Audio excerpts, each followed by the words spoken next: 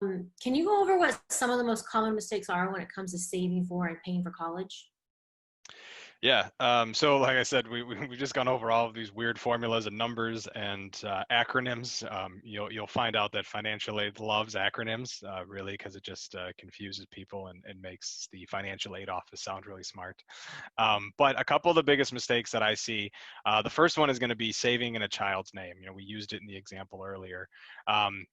Grandparents or relatives or anybody might say, I want to, put money towards college. We want to put in a savings account so that they can, afford it when they come down to it. But what parents and grandparents don't realize is that, like we talked about earlier, the student assets affect their EFC. So again, assets held in a child's name are assessed at either 20 or 25%, depending on the college, versus a 5.6% for the parent. So just for rough numbers, if you have a child who ends up with $20,000 in a savings account, and you leave that in that student savings account and fill out that FAFSA accordingly, you will possibly raise your EFC by $4,000 to $5,000. So you really want to make sure that you're avoiding that at all costs. The next one that we see is that grandparents, maybe they're not giving the child money and saving, but they want to help pay for college, and they start sending the money directly to the college. What happens is that the funds get received by the college.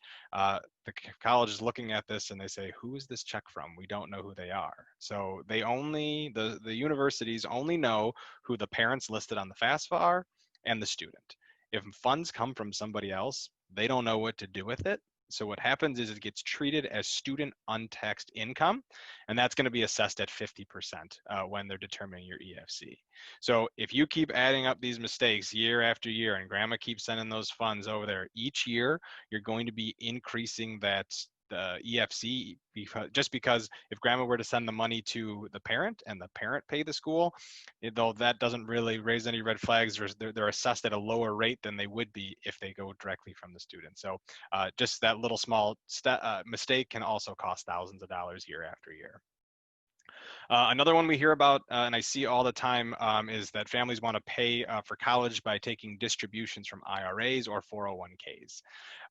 So a lot of times we hear that, well, hey, the government's waiving that 10% penalty. And that's great, but the colleges don't care. You're not getting a break from them, right? All of that funding shows up, all your distributions that you're taking out, that's considered income by the college, and it's going to be assessed at 47%. So each time you take out each year, it's going to show up as income and kind of keep raising that EFC. Same thing with Roth money, right? Some people think that we'll be able to do that, but again, the school doesn't care. It's going to be untaxed income, and it's going to have to be included on the FAFSA. So just really want to pay attention and watch out for those things. And finally, the last one I'll touch on tonight, and again, I'm touching on 4, but I can make a list of the 26 biggest mistakes, but time doesn't allow for us to get into all of them. But we talked about this one earlier, and it's not using the appeals process. And I think this can be the biggest mistake of all. Basically, I've had students come in, they're seniors, they've got another semester left, and they're like, hey, I'm out of money. I don't know what to do. And I'm like, well, walk me through your situation. What happened? Well, my dad lost his job 2 years ago. Okay, where were you 2 years ago, right? If you'd have told me about that, we could have, kind of taken this appeals process, but we can only do it as far as you let me know. So if there's any changes in terms of a loss of job, a reduction in income, a reduction of hours, a bonus that you didn't get, any of those things as a parent, talk to the financial aid department about it, because they can make adjustments and say, again, we don't want to look at 2-year-old tax information. We want to look at today's information. So it's really something now more than ever. The appeals process really needs to be utilized. So keep your financial aid office in the mix. Let them know that situation. Don't, a lot of parents I see, they've got too much pride and they don't want to come in and they don't want to, air their dirty laundry. Air all the dirty laundry you can in the financial aid office, because it can do nothing but help you.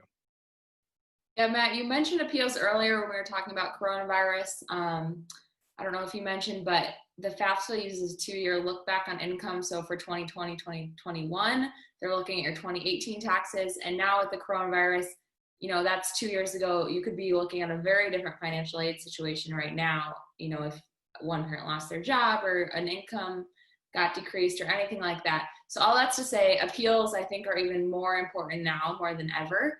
And Billy Joe, I know that you have helped a lot of our clients through the appeals process. So can you kind of tell us what that looks like and how to go about it, and maybe give us an example if you have one? Yes. And just as Matt and Teddy just now touched on, there's going to be a change there could be a change in your financial situation.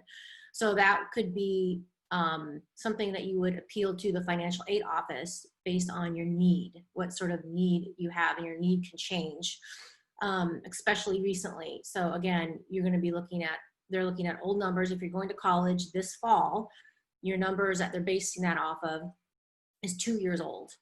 And then if you're going to 21, they'll be looking at 19 numbers. And again, those are also pre-corona. So that could also, a lot could have changed.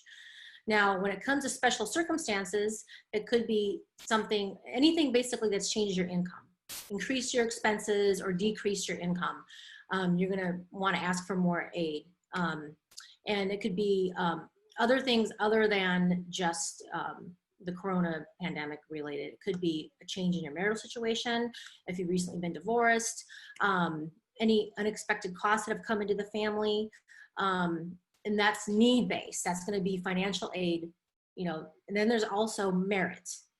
So it doesn't hurt. You don't always have to have a change in your financial situation in order to ask for more money. You can ask for an appeal anytime, and it doesn't hurt. Nothing's going to change in your original financial aid package if you ask. The worst they can say is no. And this is a great time to ask since there's been so many changes. But again, if you don't have the need base, you can also ask for merit. And I just had a successful one a few weeks ago, merit-based. The student was already accepted, already received the presidential scholarship, so already on the top of his class. And it was a single mom, and even though she was high income, so there wouldn't be any need-based to ask for. There'd been no financial situation changes. But since he was already in the top, entering 20% of his class, he asked for $2,000 more, and he got it.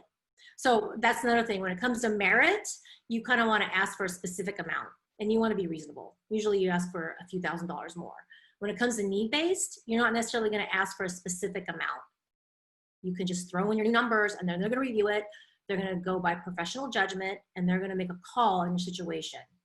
So and you got to keep in mind too that with the virus, with the coronavirus, there have been some changes. So just because if you have a decrease in your income, there's a very good chance they're going to make an adjustment to your financial aid package. If you haven't, it could be a little bit more difficult to appeal. And the reason is you got to remember that many colleges have just issued huge refunds on housing and meals. A lot of their endowments are wrapped up in the stock market, so a lot of them are struggling financially. There's been a significant drop in enrollment numbers. Now, that could go both ways. They could offer you a better package because they want to keep their freshman enrollment up.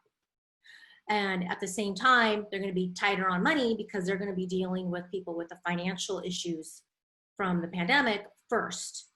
So right now is going to be a tricky time to be asking for appeals. It can go one way or another. It certainly doesn't hurt to ask, and you should definitely give it a try.